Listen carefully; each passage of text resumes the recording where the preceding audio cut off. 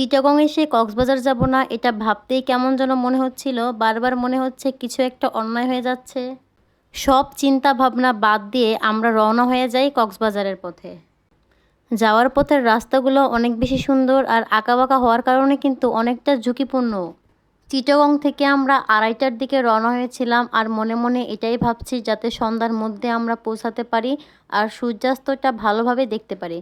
কিন্তু সেটা আর হলো না, আস্তে আস্তে আমাদের সন্ধ্যাই হয়ে গেল।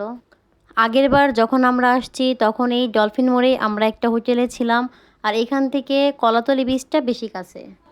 এইবার ইচ্ছা আছে একদম রুমের ভিতর থেকে যেন সমুদ্র দেখতে পারি এমন কোনো একটা হোটেলে আমরা উঠব।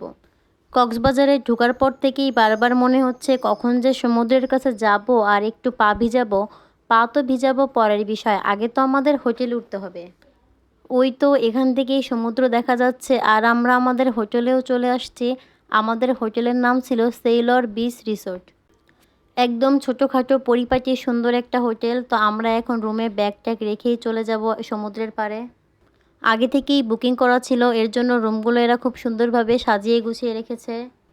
রুম যতই সুন্দর হোক আর যাই হোক না কেন, কক্সবাজার এসে কি আর রুমে বসে থাকবো? সারাদিন তো সেই বাইরে বাইরেই থাকা হবে।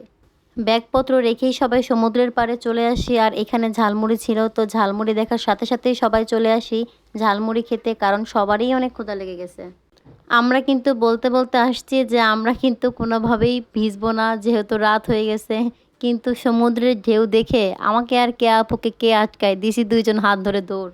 ওই দিন রাতে প্রায় 3টা পর্যন্ত আমরা এই বিচেই ছিলাম।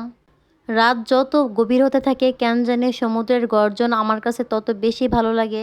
চারপাশটা যত বেশি নীরব থাকে সমুদ্রের গর্জনও মনে হয় তত বেশি তীব্র হয়। কেয়া আপুর সাথে এবার আমরা কক্সবাজারে এসে অনেক অনেক জায়গায় ঘুরছি আর অনেক বেশি মজা করছি। সেই ভিডিওগুলো দেখতে হলে আমাদের পেজটি ফলো দিয়ে আমাদের সাথেই থাকবেন। আমাদের এই ট্রিপের সব ভিডিওগুলোই আস্তে আস্তে আপলোড করব। এতক্ষণ যারা আমাদের সাথেই ছিলেন তাদেরকে অসংখ্য ধন্যবাদ। আজকের মতো বিদায় নিচ্ছি, সবাই ভালো থাকবেন, আল্লাহ হাফেজ।